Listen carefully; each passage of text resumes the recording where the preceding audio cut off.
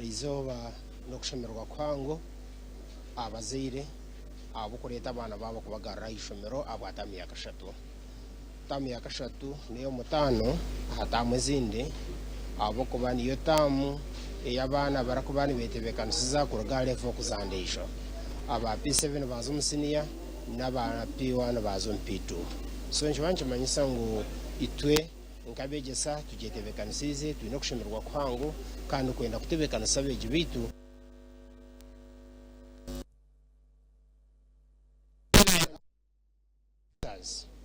turiyo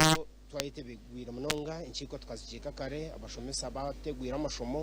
ahindu kugambira lesson zarenze gendo misho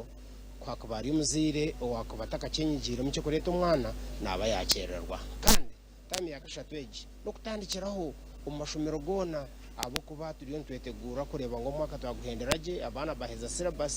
bakora ibigizi byo kuhendera umwaka kandi kurwo mu class bakaza mu ndesho kurwo mu level bakaza mu ndesho headmaster yogamba kurwo mu level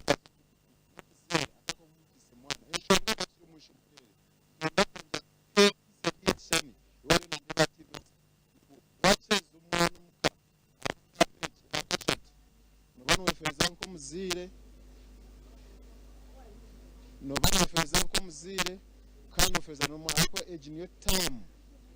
ekushamu umwana nyense abati yajangu abatameje tureba P7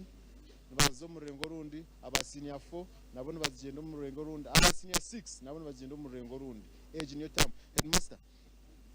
ntumanye gitamu mwetegure mutana munonga tumanya tameje ntabameme ibintu bingi twine speech de twine ki omuzire njya kumucengesa abwaki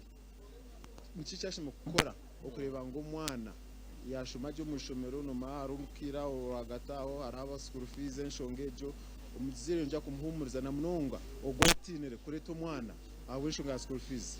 chomwe ombintu binani yenda kubura kumanyisa bari kutureba ijinita mu ngufu ahazindi cyamanyisa okora yongere kucyererwa no kwapsige abo kuba yo inobwire bugufu wageragera sane zinde tamu kandi inkabazire ninyenda kabahaya ishomero irwatire mu mwana wawe na Uganda matazi erumu tu polisi ngo baza kwikayomba kukoma nishomero ryo kwikayo ukicarazana nabebembezi bishomero nani nyenda mbashabe abe abazire hona ho kutwara umwana wawe narabita bayigana matazi ko kubine shonga ubundi yakuremera ijugambe ni itwe turebe ngo umwana we yatankiraho kandi tiyaba niyo yakwe kwasa buri umwe ayino umwuga gwe ningashi okwashimira kuba umugugwashimira kuba nazana umwege nazana ogwe umuzire nazana ogwe kandi n'umushomesa nazana ogwe muri nko muzire zana pate yawe urebe ngo umwana yije ishomero kandi ninyenda kubasha babazire umwenu tureke ku enshonga zitu na munongo ubundi ziri mu akasente tureke kuzita omubana tubeni tutwaze marira hagati yitu itwabebembeze bishomero kandi hamwe na nimwe abaziri abukwata umuziri wabo inshonga ukashanga kandi umwana ncyakare twenda umukwata hwabo inshonga yawe umuntu ushangana n'umwana cyamuto cyaringa cyamutegana so mu mutwe kandi no kushoma ko byashoma ko yes tugambe ishomero n'abari mabana amundo kudata abe mwana kwanda kutoneva kata Solomon aidona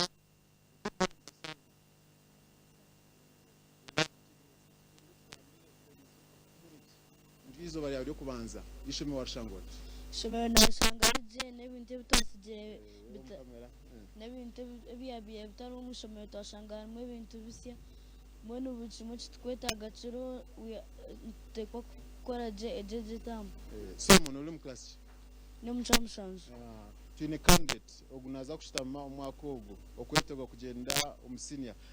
preparedness wetegwira uta are you well prepared na numwejo rero nakureba akiriyo muka ategerize ngbanze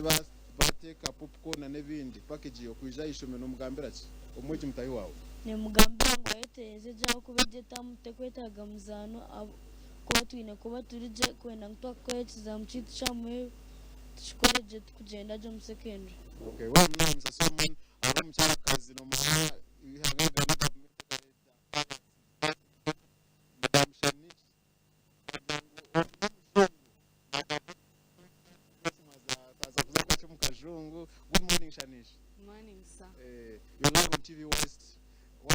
expectations as a student or as a pupil of Uganda Matters Primary School, and which class are you?